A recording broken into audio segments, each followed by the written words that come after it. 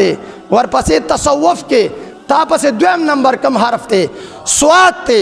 د سواد معنی دا دا صفائی چې کله تراغی تصوف ترانه وته پہلا نمبر میں کم خبر ہو کا توبہ دویم نمبر چې انسان توبہ وستلا دا اللہ نبی فرمائی عبداللہ ابن مسعود سے حدیث مبارک را نقل کئی وہی گویا کہ دا گناہونو نه دا سے پاک تے چې دا دو گناہ نه دا کڑے دویم نمبر حرف نمبر دا کم راو دا سوات معنی صدا صفائی دا ظاہر صفائی دا دا باطن صفائی دا دا ظاہر صفائی دا دا باطن صفائی دا صفائی کے مگوری یو خبر یاد ساتے پاک لباس چاوا چولو اور سپین پٹکیم پسر کو چوبا کو بیم واچولا ظاہر خود سپاشو یو دا ظاہر بیمارے دی خو یو دا باطن بیمارے دی دا باطن دا بیمارے دننا چکم ذہنی بیمارے دی دا ظاہر بیمارے نا ڈیر سختی دی ظاہر بیماری ڈاکٹر میں علاج کولی شی حکم چھ دا باطن بیمارے دی دا دی علاج گرار دے یو کس کے حسد را پیدا شو علاج سدے یو کس کے بغض را پیدا شو علاج سدے یو کس کے کنرا پیدا شو علاج سدے یو کس کے تکبر را پیدا شو علاج سدے دویم نمبر ہر کم یو سوات دا سوات معنی صدا صفائی نو چکلت تصوف تراغے توبہ دی وستلا چکل توبہ دی وستلا دا گناہ نا صفاشوے اور دویم نمبر کے ورسر سوات تے دے دا ظاہر صفائی رازی دے دا باطن صفائی رازی دا باطن صفائی سنگ رازی حضرت عبداللہ ابن عمر ابن عاص حضرت عبداللہ ابن عمر ابن عاص رضی اللہ تعالیٰ عنہم دا مبارک فرمائی مونگ دا نبی علیہ السلام پا دربار کے ناسو پا خبر باندے پوئے گئے دا اللہ نبی سر پا دربار کے ناسو سو کوئی حضرت عبداللہ رضی اللہ عنہ ہوئی وی دا انسوارو نے یو کسرانہ نواتو دا اللہ نبی اعلانو کو اے زما گلونو صحاباو پا دروازہ باندے چکم اول نمبر کسرانہ نواتو دا جنتی دے دا اللہ نبی سے اعلانو کو پا دروازہ باندے چکم پہلے نمبر کسرا گئے دا جنتی دے عبداللہ ابن عمر ابن عاص وی مونگ دروازے تکتا دا انسوارو نے یو زویب سڑی رانہ نواتو دا انسوارو صحاباو نا یو دا ٹولو نا زیاد زویب انسان رانہ نواتو پا دویم ورځ بیا د مدینه منورې سردار اعلان کئی اے زمان ننگیالو صحاباو پا دروازہ باندے چکم پہلے نمبر کس رانہ نواتو دا جنتی دے دریم ورځ بیا اعلانو کو اے زمان صحاباو پا دروازہ باندے چکم پہلے نمبر کس رانہ نواتو دا جنتی دے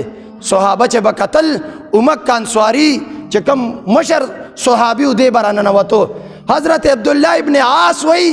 عبداللہ ابن عمر ابن عاص وی ما پزلہ کی یو چاہتو چیزا بدتا باناو کما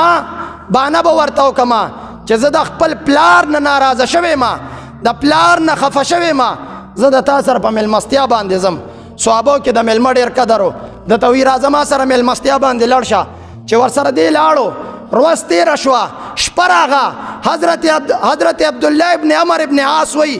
ٹول اشپا ما آسی زانو دکڑیو خو ما پٹ پٹ دے صحابی تکتا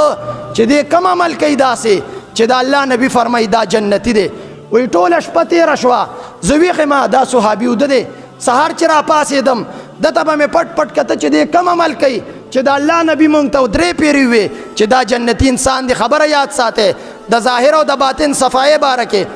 وی درے ورز مالتا تیرے کے دا شپی زویخ ما دا صحابی خوب کئی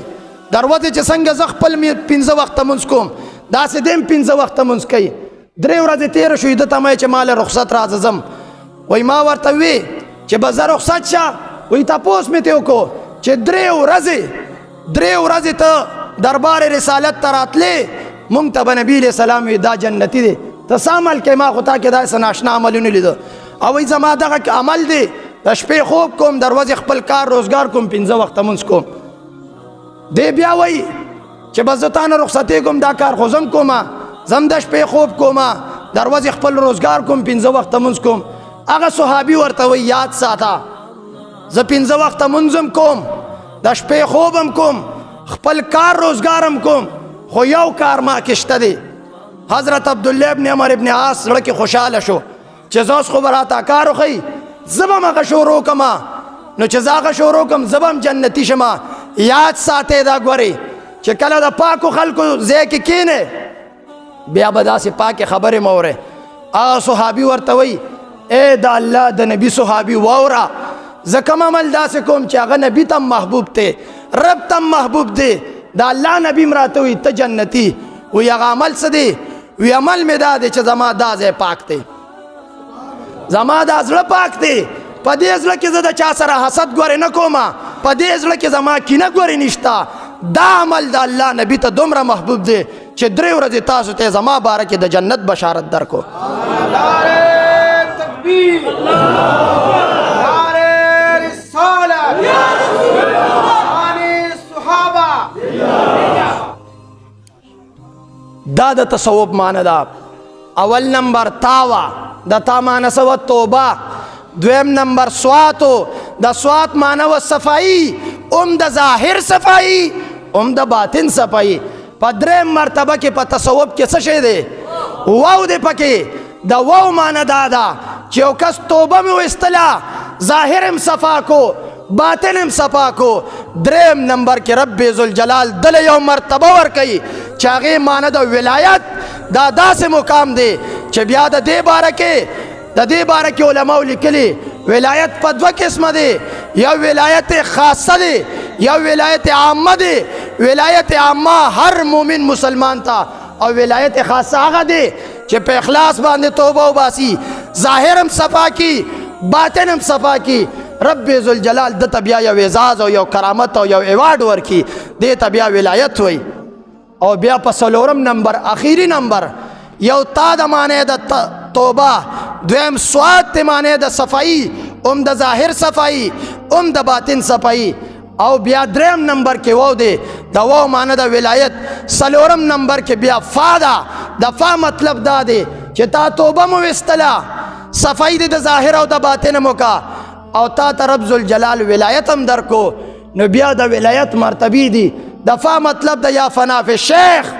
یا فنا فی الرسول او یا فنا فی الله مرتبه دا فنا فی الشیخ دا مرتبه دا چې ته کله راغې د یا مرشد مخې ته کېناستې د رب په دربار کې مونږ توبه وویستله هغه توبه هم داسې وه مونږ به چې کله خپلې استانې ته لړو دربار علیه مرکزی موړه شریف ته به لړو د پیر صاحب مبارک مخې ته به کېناسته هغه به پې اول هلته 3 پیرې توبه ویستله او بیا به ویت یا الله میری توبه قبول فرما یا الله میری توبه قبول فرما بیا به فرمایل یا الله میری توبه قبول فرما 3 پیرې به پې توبه ویستله 3 پیرې به پې دعا کوله چې ربه زه ګناهګار زما توبه قبوله کړې چې بیا کله ستا توبه قبوله شوه ظاهر د صفا شو باطن د صفا شو رب دله ولایت درکو بیا چې ته کله غلط کار ته نږدې کېږي ته د اسلام خلاف کار ته نږدې کېږي تا ته به دا توبه را مخې ته کېږي چې ما خو د خپل شیخ د خپل پیر او مرشد